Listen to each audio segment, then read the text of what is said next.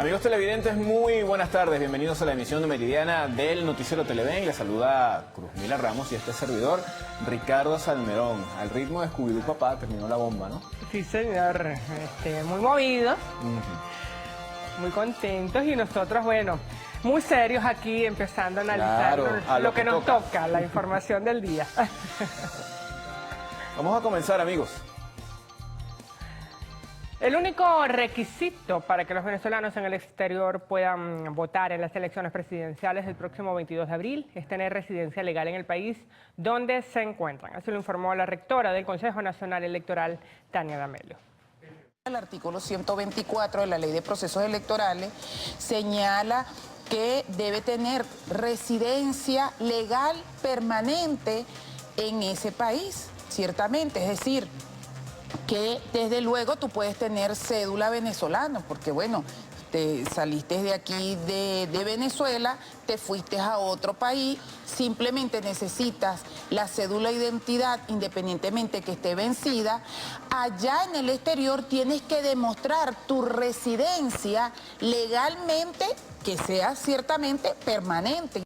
Por otra parte, la rectora recordó que el registro electoral en Venezuela está activado durante todo el año y pidió a las personas con discapacidad precisar cuál es la condición que padecen al momento de actualizar sus datos a fin de ser ubicados en centros de votación de fácil acceso. Bueno, y vamos a seguir revisando información de carácter electoral y es que hasta el próximo martes se realizará la jornada especial de actualización de este registro. Nuestra compañera Mardoley Prim nos trae los detalles. Sí, así es. Muchísimas gracias por el contacto. Nos encontramos en la sede del Consejo Nacional Electoral que está ubicado en Plaza Venezuela. Uno de los 531 puntos que han sido dispuestos desde el pasado 10 de febrero como parte de la jornada especial del registro electoral. En el caso del Distrito Capital se trata de 45 puntos que intentan... Vamos a revisar otras informaciones, la misión de Venezuela. Amigos, vamos a revisar en este momento información del primer mandatario nacional. Se encuentra en el Palacio de Miraflores dando una rueda de prensa con medios internacionales. Muchos de ustedes vivieron este año 2017 con nosotros y saben la fuerza que sacamos, que sorprendió al mundo. La forma como enfrentamos el golpe de Estado insurreccional de las Guarimbas, golpe de Estado abierto, público, convocado por radio, televisión y redes sociales las 24 horas del día, para derrocar a un gobierno e imponer quién sabe qué, porque si algo está detrás de las propuestas opositoras vinculadas al imperio, siempre es la nada. Ellos quieren derrocar, tumbar para la nada. No tienen alternativa, no tienen propuesta, no tienen capacidad de asumir las riendas de nuestro país. La forma en que manejamos esa insurrección violenta, generalizada, financiada desde el norte, la manera como el pueblo resucitó de las propias cenizas como el ave fénix y fue capaces de tres contundentes victorias electorales. Tuvimos tres contundentes victorias, el 30 de julio de 2017, el 15 de octubre de 2017 y el 10 de diciembre 2017, para activar el poder constituyente, para legitimar el liderazgo regional de todos los estados del país y para legitimar el liderazgo local, municipal, de los 335 municipios del país.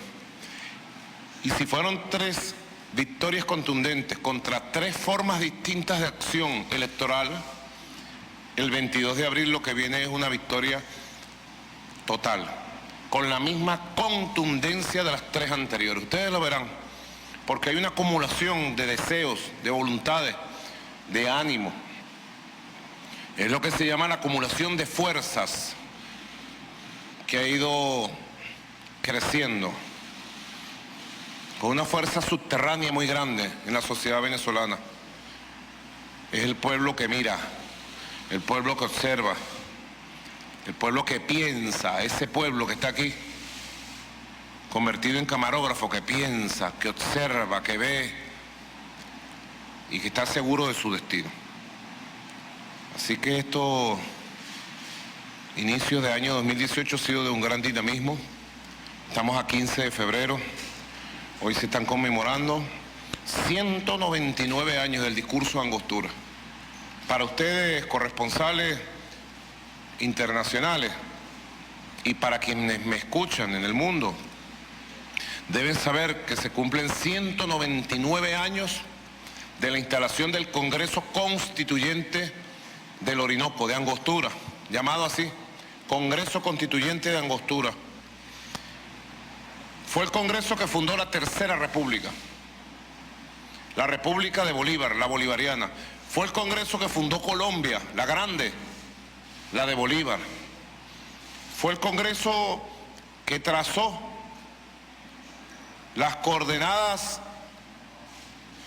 pudiéramos decir, inmortales de lo que es la República. El concepto republicano, mero venezolano, mero suramericano, surgió de Angostura, del Orinoco.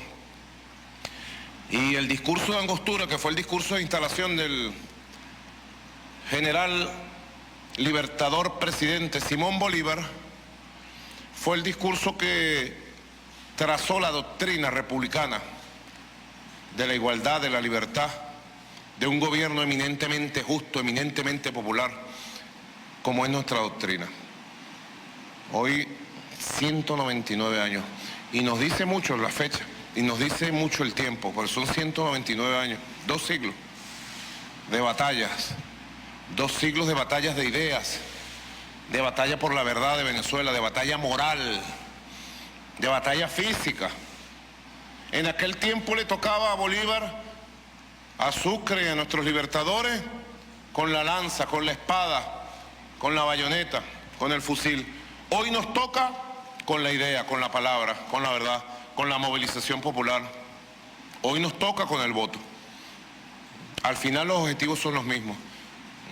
199 años, vamos hacia la conmemoración durante todo este año, de aquí hasta el 2019, del bicentenario del discurso de Angostura, del bicentenario del Congreso Constituyente de Angostura. Y llama a todos los venezolanos y venezolanas, a las maestras, a los maestros, a los estudiantes, a la juventud, a asumir la conmemoración de este bicentenario. Una conmemoración, yo siempre lo he pensado, compañeros, cuando vino la era bicentenaria, estamos viviendo la era bicentenaria. Yo siempre pensaba por allá en 1983, que cumplió nuestro libertador 200 años de su nacimiento.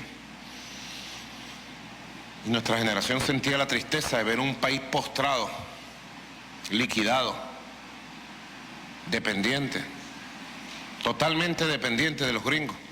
Nos gobernaban los que hoy dirigen la oposición.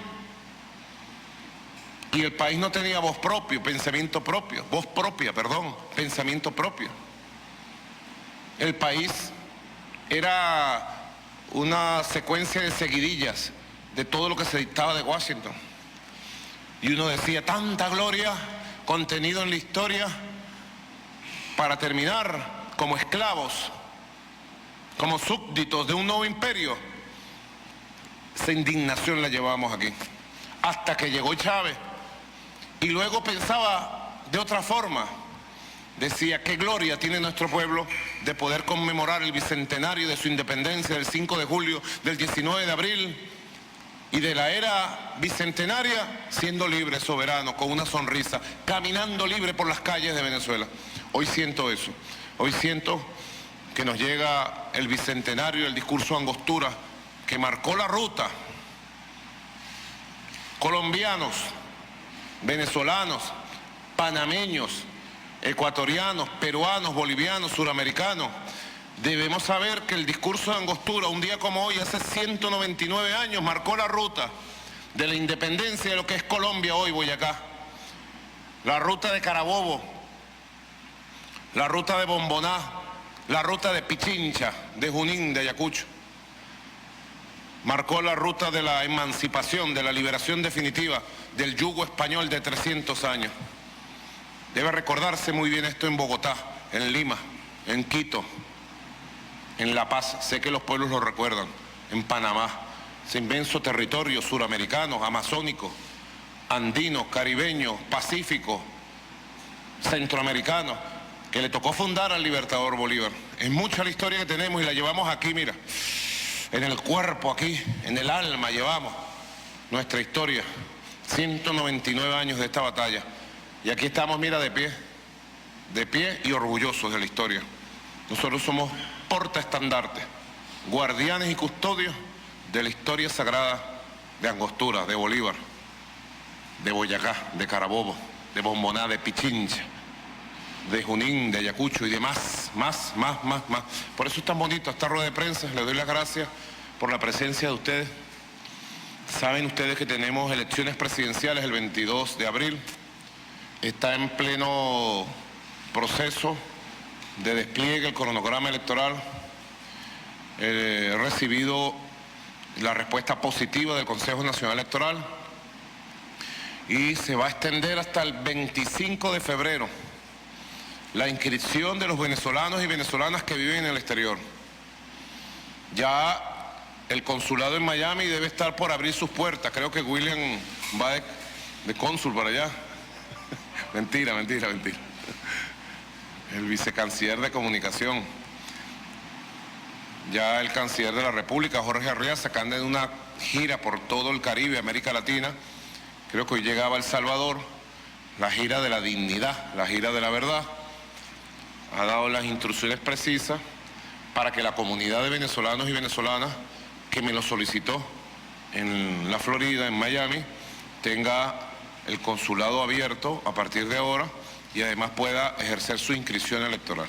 Ya el CNE me ha aprobado, he sido informado oficialmente y está el cronograma electoral en pleno desarrollo. Es un tema muy importante, sé que hay mucho interés de parte de ustedes sobre este tema. Venezuela va a votar en el primer cuatrimestre, Venezuela va a elegir el 22 de abril y estoy seguro que va a ser una fiesta electoral, estoy más que seguro. Venezuela tiene la fortaleza estructural, institucional, política, espiritual para tener unas elecciones buenas, participativas y en paz. Y yo me dispongo a apoyar, le he dado las instrucciones al ministro de la Defensa, general en jefe Vladimir Padrino, y ya está haciendo los preparativos para el despliegue del Plan República.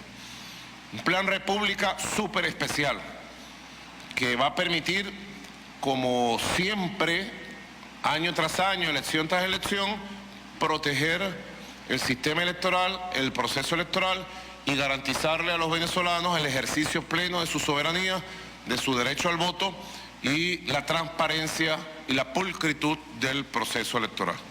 Bueno, yo estoy a la disposición de ustedes en esta rueda de prensa, en este Salón Simón Bolívar, bueno, que los acoge, se ven muy bonitos y bonitas ustedes ahí, verdaderamente, es un nuevo estilo de puertas abiertas para que pregunten lo que ustedes quieran. Estoy a las órdenes de ustedes. Presidente, inicia esta rueda de prensa internacional con medios nacionales e internacionales hoy 15 de febrero del año 2018. La ronda de preguntas da inicio con Reuters. Vivian Sequera realiza su pregunta y la escuchamos. Presidente, ¿cómo le va? Buenos días. Quería... Reuters. Correcto. Buenos días. Quisiéramos que nos dijera, por favor, cómo va el proceso de renegociación de la deuda externa de Petróleos de Venezuela y de la República que usted anunció en noviembre pasado, y además todo si hay en el gobierno una estrategia para el pago de los intereses de los bonos. Y si en ese proceso de reestructuración, por favor, ustedes han recibido ofertas de grandes inversionistas. Se han mencionado en algunos medios de prensa que estaría el empresario mexicano David Martínez, que incluso habría hecho alguna oferta de compra. Entonces nos gustaría que nos comentara, por favor. Gracias. Bueno, realmente no es el objetivo de esta rueda de prensa. Lo que sí te puedo decir es que el proceso de negociación, reestructuración y renegociación de los compromisos internacionales de Venezuela va impecable. Va mejor de lo que yo esperaba y aspiraba, lo cual demuestra que fue una decisión correcta. Todos los inversionistas, bueno, están en comunicación con el gobierno con nuestra PDVSA y estoy seguro que eso va a tomar cada día que pase un rumbo correcto. Venezuela es un país responsable de todos sus compromisos internacionales. Muy importante recordar que estamos siendo sometidos a una persecución internacional, una persecución contra todo el país, por culpa de las gestiones de Julio Borges, diputado Julio Borges, ante Washington, ante Bruselas. Venezuela está siendo sometida a una persecución implacable contra todas las cuentas de la República. Todas. No hay una sola cuenta que no se persiga el número para cerrarnos la cuenta, para congelarla.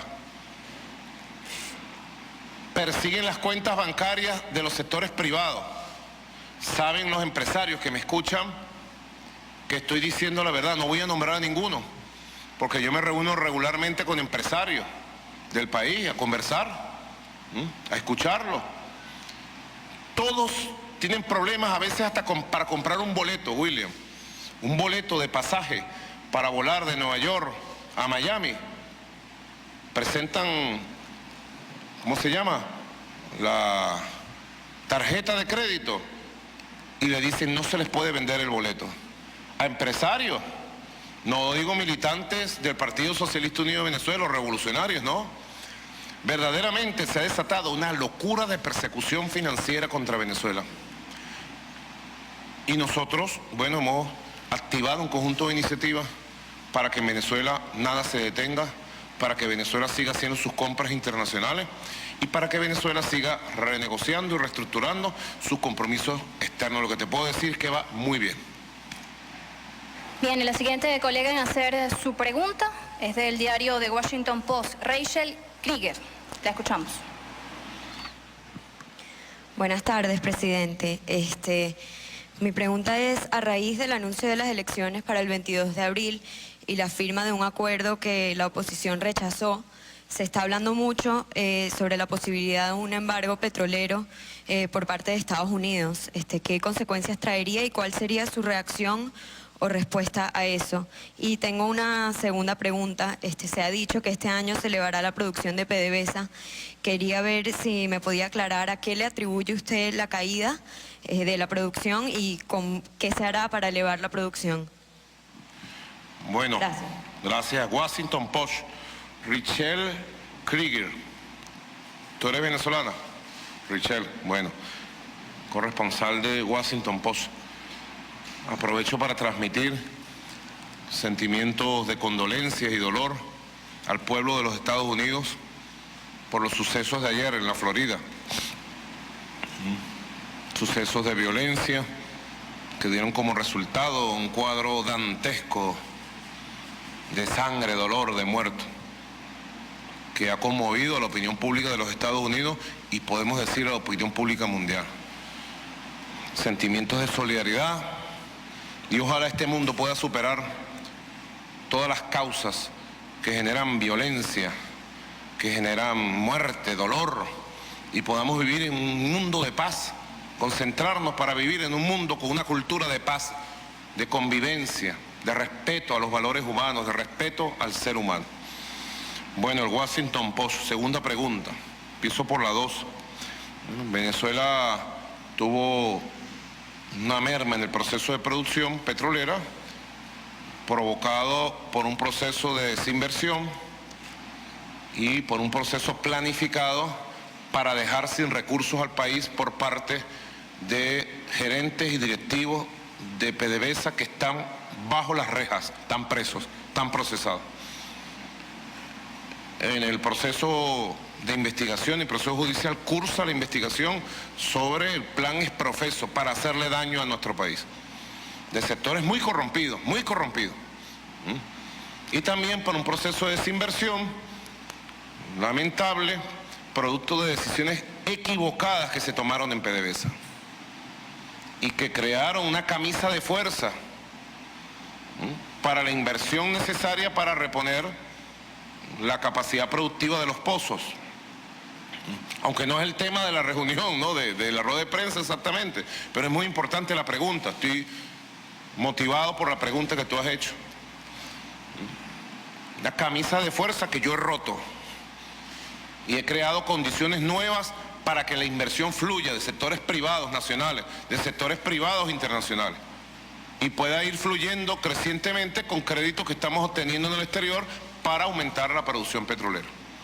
Ya nosotros en el arranque de este año hemos aumentado 250.000 barriles de petróleo nuevos en los márgenes de la cuota fijada por la Organización de Países Exportadores de Petróleo, respetando la cuota de la OPEP, que fue la otra circunstancia también impactante para lograr el equilibrio del mercado petrolero, que fueron las cuotas que la OPEC, junto a los países productores no OPEC, nos autoimpusimos para lograr lo que hemos logrado, un equilibrio básico del mercado petrolero.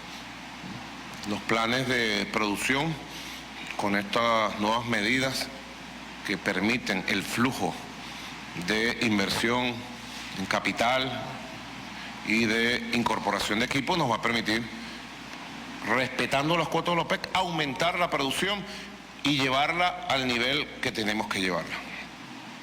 Sobre la primera pregunta, el embargo petrolero anunciado por la prensa estadounidense y sugerido por el secretario de Estado Rex Tillerson, eso es una medida ilegal a la luz del derecho internacional. Es una medida inconveniente a la luz de los intereses de los Estados Unidos y de Venezuela. Y es una medida que no debería tomarse en los Estados Unidos.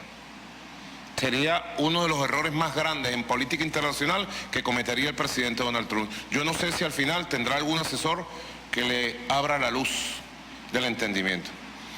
Venezuela, en todo caso, no depende de un embargo petrolero de Estados Unidos. No dependemos hoy ni dependeremos mañana. Si ellos tomaran algún tipo de medidas extras, como las que está pidiendo Julio Borges y la derecha venezolana contra el petróleo venezolano, ya nosotros responderíamos. Y tenga la seguridad, se lo digo con mucha humildad, pero con mucha firmeza, que Venezuela no se quedaría de brazos cruzados. Venezuela tiene mercados internacionales para su petróleo y nosotros agarraríamos nuestros barcos y nos iríamos para otro destino. Eso sí, lamentando mucho que se haya cometido un error que le va a costar en la carrera política a Donald Trump si lo toma. Así te lo digo desde ya. La siguiente pregunta la formula Liz Flores, por Venevisión. Buenas tardes, presidente. En principio, tomando en cuenta que existe un derecho de libre determinación de los pueblos a nivel internacional y un principio de no intervención en asuntos internos, yo quisiera preguntarle, ¿cuál es su reflexión en torno a los pronunciamientos que han hecho desde Europa, Estados Unidos, desde los países latinoamericanos, incluyendo el Grupo de Lima, también se pronunció ayer, con respecto a la situación interna de Venezuela? Usted acaba de señalar que existe violación del derecho internacional. Desde el punto de vista jurídico, ¿qué alternativas tiene Venezuela o su gobierno para exigir que se respete todo lo relacionado con el principio y los derechos que tiene cada país de tomar sus propias decisiones? ¿A qué instancia puede acudir el gobierno venezolano, tomando en consideración que usted señala que se está violando el derecho internacional? Eso por un lado. Por la parte económica, yo quisiera preguntarle qué análisis hace su gobierno con respecto a la situación de los precios de los productos, tomando en consideración que la Asamblea Nacional Constituyente ya ha venido aprobando unas leyes en el área económica justamente para superar los desequilibrios y las distorsiones que se vienen presentando en el mercado local, que si bien el gobierno nacional está distribuyendo alimentos a precios económicos a través de los CLAC, no es menos cierto que los venezolanos se ven afectados por este incremento diario de los precios de los productos, a los cuales usted ha señalado que tiene un componente electoral. ¿Qué puede hacer su gobierno para lograr estabilizar los precios de los productos? Por otra parte, la última pregunta, presidente. quisiera una reflexión suya con respecto a la situación que se viene presentando con los venezolanos que están en el exterior. Hemos visto a través de las redes que están sufriendo discriminación, agresiones, atropellos, maltratos. Y también quisiera un mensaje a usted como primer magistrado nacional, como máxima autoridad del país. ¿Qué le dice usted a aquellos venezolanos que están pensando irse del país y que corren riesgo de que sean maltratados en otros países como está pasando actualmente? Incluso también quisiera que comentara algunas informaciones que se han difundido, que se han establecido alguna comparación, diciendo que la salida de venezolanos hacia el exterior dan una cifra de 3 millones de venezolanos que supuestamente han salido, no sé si es una cifra oficial, pero con respecto a esto, se está estableciendo, se ha comparado la salida de venezolanos del país con la situación de refugiados en otros países. Quisiera una reflexión suya sobre estos temas. Bueno, muchas gracias, Liz Flores de Venevisión. Empiezo otra vez por la pregunta última, la pregunta número 3. Sobre Venezuela, bueno, ustedes saben, hay laboratorios mediáticos que tratan de presentar una situación que ya han aplicado a otros países. Esta situación afecta efectivamente a sectores de la población. Efectivamente hay un grupo de venezolanos que se han visto afectados por esta campaña. Algunos se han visto tentados a salir del país. Es su derecho, tienen la libertad y se han ido a otros destinos.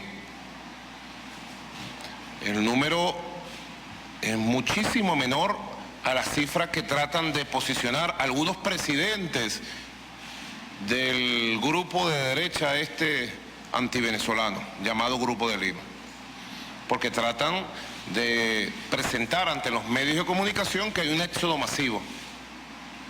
Por favor, cuando sabemos que uno de los países que más problemas tiene, lamentablemente lo digo, en este sentido de desplazamiento interno e internacional, ha sido y es Colombia. Colombia tiene 10 millones de ciudadanos fuera de su país. 10 millones de un país del tamaño de Colombia. En Venezuela hay 5.600.000 colombianos. Creo que la cifra pudiera ser más. Quienes me escuchan, me ven o por televisión, nos escuchan por radio, nos ven por las redes sociales, por Facebook Live, Periscope, Twitter, Instagram, deben saber que si uno va para Maracaibo, o a Cumaná, o a Del Tamacuro, o vas a Petare, te consigues decenas de colombianos. O miento, compatriotas venezolanos presentes. Te encuentras colombianos en cualquier oficina de trabajo. Seguramente aquí entre los camarógrafos, si hiciéramos una encuesta, aparecería 30% de personas colombianas. Y llegan todos los días nuevos. Ahora, sobre eso nadie ha hecho una campaña. Ninguna emisora de televisión, ni hemos visto declaración de nadie. Nosotros recibimos refugiados permanentes. Consta en ACNUR, la Agencia de Naciones Unidas para los Refugiados, como Venezuela año tras año tiene una conducta ejemplar en recibir refugiados. Ahora, ¿qué le diría yo, Liz? Venezuela es el mejor país del mundo y se está comprobando. Y esto no significa hablar de ningún país o hablar mal, no. Significa que nosotros, mira, tenemos un país especial, hermoso. Yo sé de casos, porque me lo han contado a mí personalmente, Liz. Yo estoy pendiente de todo. Sé del caso de una persona que se fue para España. Habló conmigo, porque yo me enteré del caso y lo llamé. Vendió el apartamento que tenía en La Castellana. Vendió el apartamento en Margarita. Y se fue porque me voy de esta dictadura, dijo. Venezolano. Y se fue a Madrid. Y cuando llegó allá tenía que pagar la luz bien cara, el gas bien caro, tenía que pagar impuestos hasta por la forma de caminar. tenía que pagar una gasolina al precio de euros internacionales, etcétera, etcétera.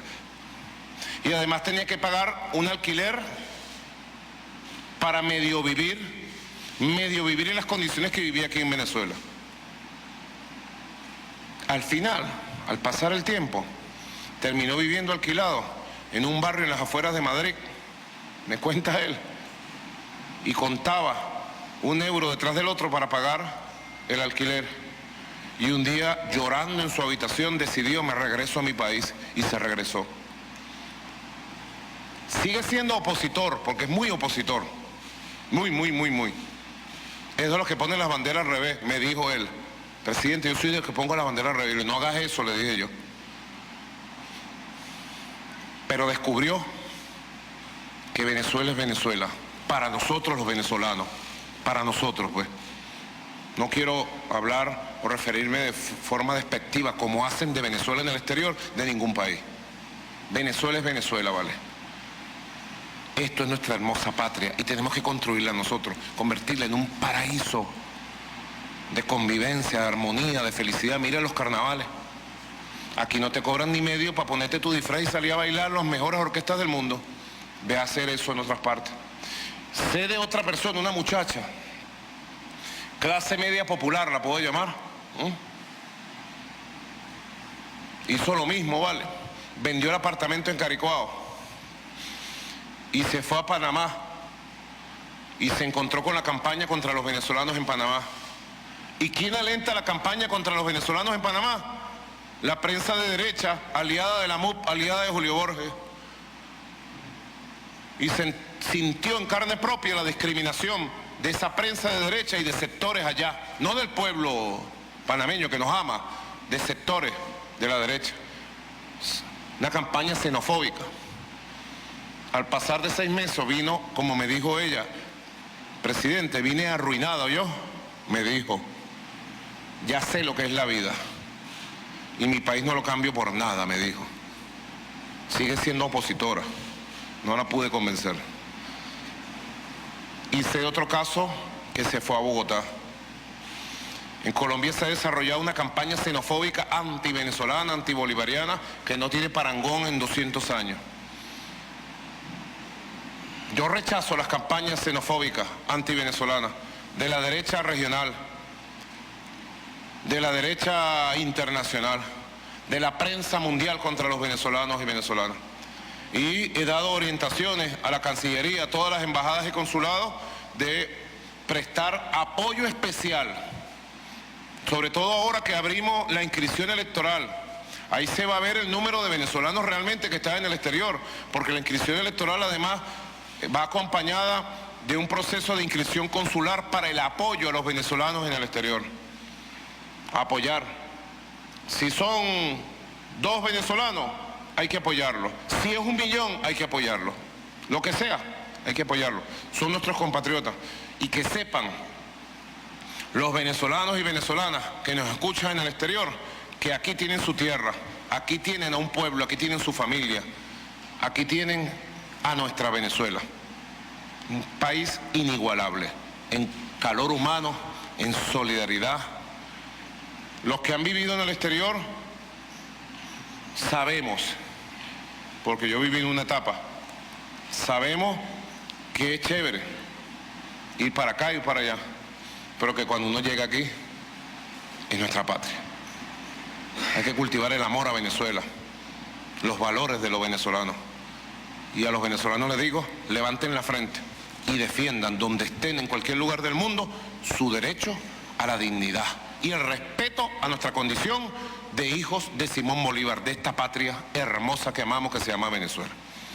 Espero que haya complacido parte de tus expectativas con esta pregunta. Es un tema importante que hay que debatirlo de puerta abierta, con plena libertad. Ya va, no, quedan 2 preguntas. Quedan 2 preguntas porque Liz Flores de Venevisión hizo 3 preguntas sobre el tema de los precios, el tema más delicado que tenemos de la guerra económica hoy por hoy. Y los afecta a todos ustedes, nos afecta a todos.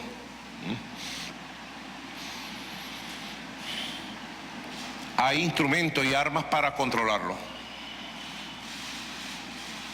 Estoy convencido de lo que voy a decir. Pero para salir de esta etapa de la guerra económica contra los precios, tenemos que ir a las elecciones y ganar las elecciones. Yo se lo he prometido y me he comprometido con Venezuela. Y lo he dicho, como que me llamo Nicolás Maduro Moros. Salimos de las elecciones victoriosos y yo les garantizo la estabilidad, el equilibrio económico, el equilibrio comercial, el equilibrio de los precios y vamos a una etapa de prosperidad económica. Estoy convencido de eso. Estoy convencido de eso. Porque va a venir una nueva etapa que en el corto y mediano plazo nos va a permitir estabilizar una nueva economía. Estoy seguro de eso. Mientras llegamos allí, sigamos haciendo esfuerzo con la ley de precios acordados, con el SUNDE. Sigamos haciendo esfuerzo con los CLAP, que fuera de la familia venezolana si no existieran los CLAP, que hay que mejorarlo. Hemos descubierto corrupción y robo. En estos días descubrimos que nos estaban robando 1 millón de CLAP. 1 millón. Jue la gran madre de esta gente. 1 millón de CLAP. El CLAP, ustedes saben, lo vendemos en 25.000 bolívares. Tiene 24 productos. El CLAP en el mercado capitalista especulativo de guerra económica de la calle costaría 1 millón de bolívares. William, más o menos, ¿verdad? Más, ¿verdad? ¿Cómo que tú llamas el chavismo ese de Twitter? Saca la cuenta. 25.000 bolívares a 1 millón o más. ¿Quién hace sacrificio? ¿Quién le lleva el mercado a su casa a la gente? Maduro, la revolución, y descubrimos 1 millón de cajas nos estaban robando y estaban bachaqueando los productos en varias ciudades del país. Es una batalla contra 1000 demonios de 1000 cabezas, pero aquí estoy para darla. Estoy aquí para darla. Y estoy seguro que, bueno, también con los bonos, el sistema de bonos. Ya mañana tengo un evento para hacerle un balance al país sobre el sistema de bonos Hogares de la Patria, que va a cubrir 4 millones de hogares. Ya pasamos el 1 millón de hogares. Eso es a corto plazo, ya a cortísimo plazo. El sistema de bonos para las mujeres embarazadas, ya pasamos las 150.000, vamos rumbo a las 350.000. El sistema de bonos para las personas con alguna discapacidad, el bono José Gregorio Hernández. El sistema de bonos para la juventud, para los estudiantes. Y eso va, mira, completando un sistema de protección especial para la guerra económica, que complementa. Mira, nosotros en Venezuela, el año pasado el desempleo fue de 6% la cifra. Bajo, 6%. Quiere decir el 94% de las personas tienen empleo, o sea, tienen un ingreso.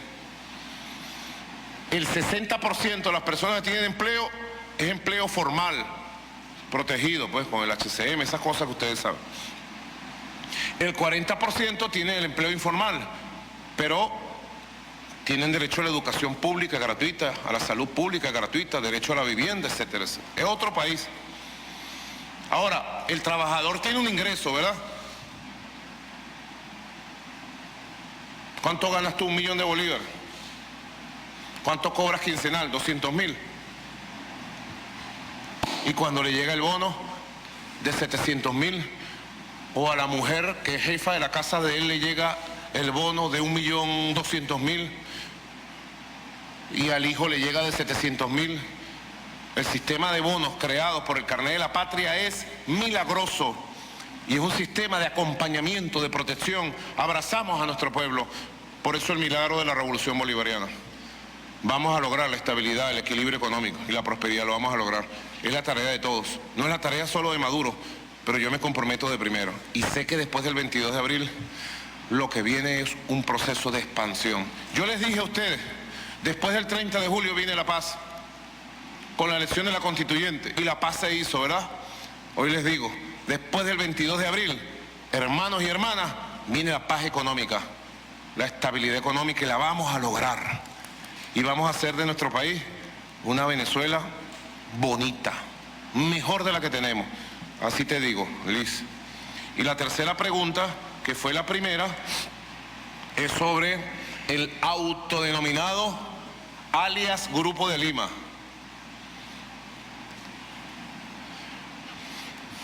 Los historiadores tendrán que escribir esta etapa y quedarán registrados en la historia de la indignidad los presidentes y cancilleres que formaron este bodrio llamado Grupo de Lima. Es un grupo que existe y no existe, que saca comunicados y que pretende que lo que ellos sacan sean órdenes para que nosotros en Venezuela las cumplimos. No, en Venezuela mandamos a los venezolanos, no manda el Grupo de Lima, no manda Pedro Pablo Kuczynski ni Santos. En Venezuela manda el pueblo, las instituciones, los venezolanos. En Venezuela hay un presidente que se llama Nicolás Maduro, no Juan Manuel Santos. Para bien o para mejor.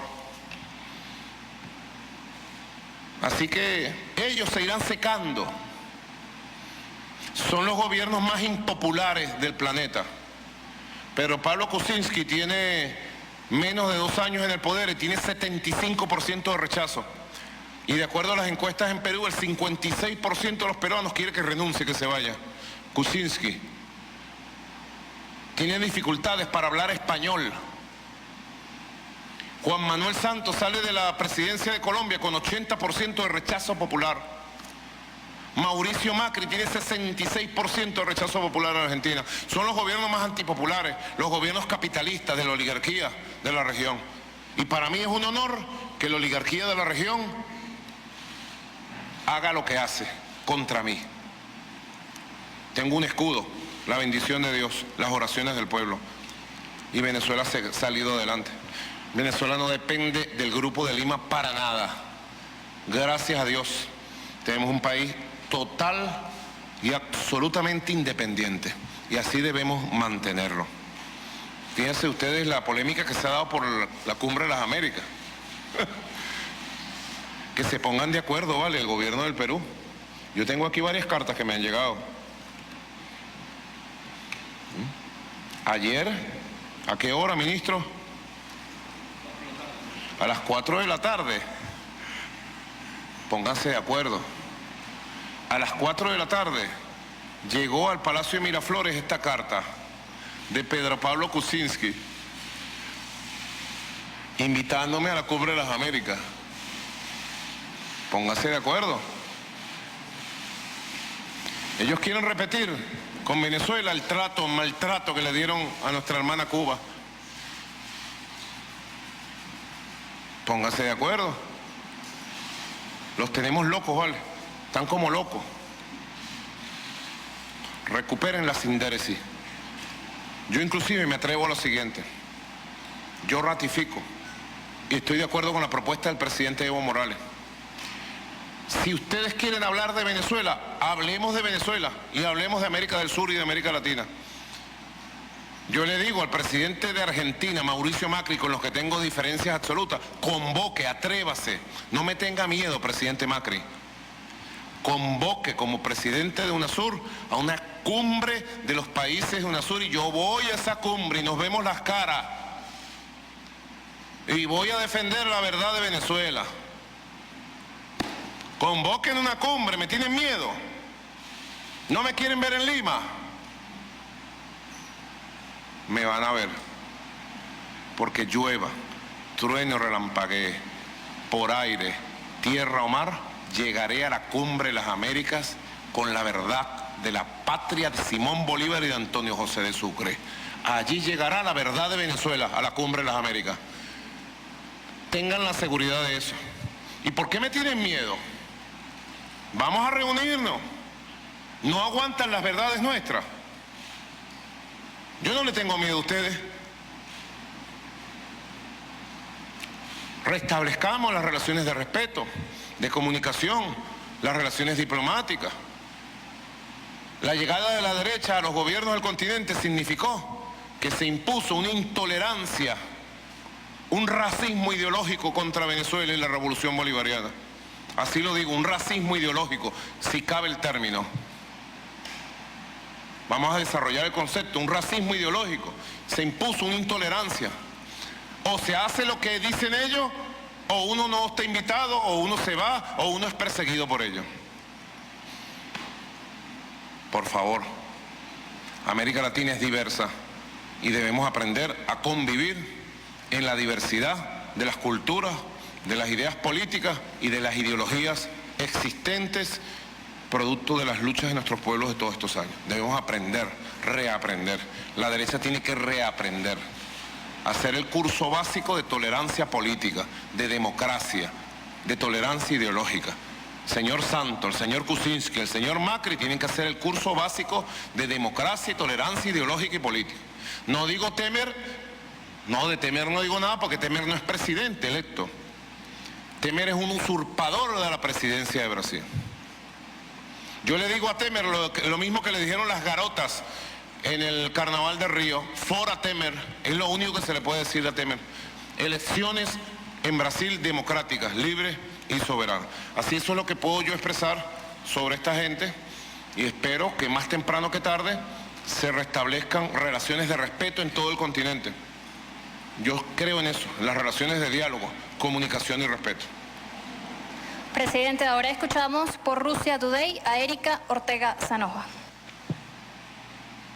Buenas tardes, señor presidente. Quería consultarle sobre un asunto de los cuales ha hablado, entre otras personas, el intelectual Noam Chomsky, también el ex senador republicano Ron Paul, específicamente sobre aquellos jefes de Estado y de Gobierno que han osado a plantear una alternativa al petrodólar. En ese sentido, hemos visto en los últimos meses cómo usted ha decidido hacer el intercambio comercial del petróleo venezolano en una moneda alterna. E incluso estamos de alguna forma promoviendo los llamados petros, criptomoneda venezolana, para hacer ese intercambio. Lo ha planteado incluso hasta los países de la OPEP. Yo quería saber qué escenario le espera a Venezuela tomando en cuenta esa situación. En segundo lugar, la oposición no termina de definir si va o no a las elecciones del próximo 22 de abril. Usted ha dicho que llueva, truene o relampaguee, esas elecciones se van a producir. En el caso de que la oposición no se presente, quisiera saber cómo le explicamos al mundo que en Venezuela esa situación se lleve a cabo. Y por último, la situación con Colombia. El día de ayer usted ofrecía unas declaraciones desde el Tribunal Supremo de Justicia diciendo que veía con buenos ojos el hecho de que por fin el presidente Santos tomara en serio la seguridad de los más de 2.200 kilómetros que hay de frontera en común. Sin embargo, ese despliegue militar de más de 1.200 soldados en esta última semana coincide con la visita, digámoslo así, de Kurt Tiet, el jefe actual militar del Comando Sur de los Estados Unidos para este hemisferio. Yo quería saber cuál es su posición al respecto. Muchas gracias. Vamos a empezar por la 3 también. Sin lugar a dudas, la visita del presidente Santos a Cúcuta, el despliegue de fuerzas militares en la frontera, sin lugar a dudas, tiene que ver con la visita del secretario de Estado Rex Tillerson y del jefe del Comando Sur. Colombia, así me lo ha aceptado a mí el presidente Santos en las conversaciones privadas. Colombia, en su política exterior, está subordinada a los intereses de los Estados Unidos y del imperio norteamericano. Él me lo acepta. Él me dice a mí en las reuniones, me lo dice muchas veces. Usted sabe que mis amigos son los del norte. Ellos son los que mandan. Es lamentable que un país fundado por Bolívar haya caído en manos de gente que sencillamente pone su tierra al servicio de extranjeros y de un imperio. No tengan ninguna duda que eso fue así. Fue la secuencia directa. Visita de Tillerson, visita del jefe del Comando Sur y acción de Santos. Ahora, yo pensando bien sobre lo que Santos anunció, comencé a analizarlo con mucha seriedad. Y dije, bueno, a pesar de que la motivación y la causa sea infame, se le puede dar la vuelta y conseguir una oportunidad para la seguridad de la región. Y me parece que es así. Y me parece que es así porque además en Colombia, en filas militares, hay conciencia de la necesidad de paz con Venezuela. En filas militares colombianos no quieren un conflicto y no se van a prestar a un conflicto con Venezuela. Me consta firmemente que en filas militares colombianas respetan la soberanía de Venezuela. Así que por eso saludé, Erika, que por fin el presidente Santos, ya al final de su gobierno, se haya ocupado del norte de Santander, se haya ocupado de Cúcuta. Y en su territorio desplieguen más policías, más militares, muy bien. Por eso planteé, el ministro Padrino llamó ayer al ministro Villegas de Colombia y se pusieron de acuerdo para, en el fin de semana, van a fijar la fecha para el encuentro binacional entre los ministros de Colombia y de Venezuela para establecer un plan de paz y seguridad para toda la región fronteriza, sobre todo del Táchira, de manera muy especial. Creo que es la forma de actuar. Nosotros tenemos un despliegue de fuerzas militares y policiales en la frontera gigantesca. 10-1, pudiéramos decir, por cada 10 funcionarios militares y policiales que tiene Venezuela en la frontera, Colombia tiene 1. Pero eso ha sido de años y años, porque nosotros hemos sido víctimas ¿de qué? Del paramilitarismo. Hemos sido víctimas de los ladrones de carros. ¿Se acuerdan cuando se llevaban los carros para allá? Hemos sido víctimas de los traficantes de drogas, narcotráfico. Hemos sido víctimas de la guerra colombiana. Hemos sido víctimas y somos víctimas del tráfico de gasolina, del tráfico de productos, del robo del billete físico. Somos víctimas de toda la criminalidad de la frontera que viene desde Colombia. Y hemos tenido que desplegar 1, 2, 3, 4, 5 planes permanentes para la seguridad de la frontera. Por eso le di la vuelta a la cosa y me pareció una oportunidad. Una oportunidad. Y además me parece que con un poco de sensatez, presidente Juan Manuel Santos, me dirijo a usted personalmente, con un poco de sensatez, usted y yo pudiéramos ver un plan especial elaborado por nuestros ministros para incrementar la seguridad fronteriza. Usted como presidente de derecha, capitalista, ya de despedida en Colombia, y yo como presidente bolivariano, revolucionario, socialista y chavista de Venezuela. Usted allá en la extrema derecha, yo aquí en el centro de una izquierda revolucionaria, bolivariana. Estamos obligados.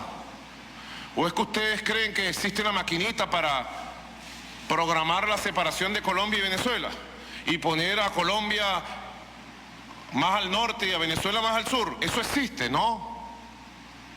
Pasarán 1000 años y Colombia estará allí y Venezuela estará aquí y seremos países hermanos. Estamos obligados por la historia, por la geografía, por nuestros pueblos y por Dios, estamos obligados a oírnos, a comunicarnos, a entendernos y a trabajar por la paz. Yo lo dije ayer, no existe imperio en este mundo que acabe con la historia común de Colombia y Venezuela, ni que vaya a perturbar la paz que está en el corazón del pueblo colombiano y en el corazón del pueblo venezolano. No existe. Estoy seguro de eso, total y absolutamente. Así que, fíjense, yo recibí una carta del presidente, aquí la traje también. Presidente de Colombia me invita a ir a Colombia.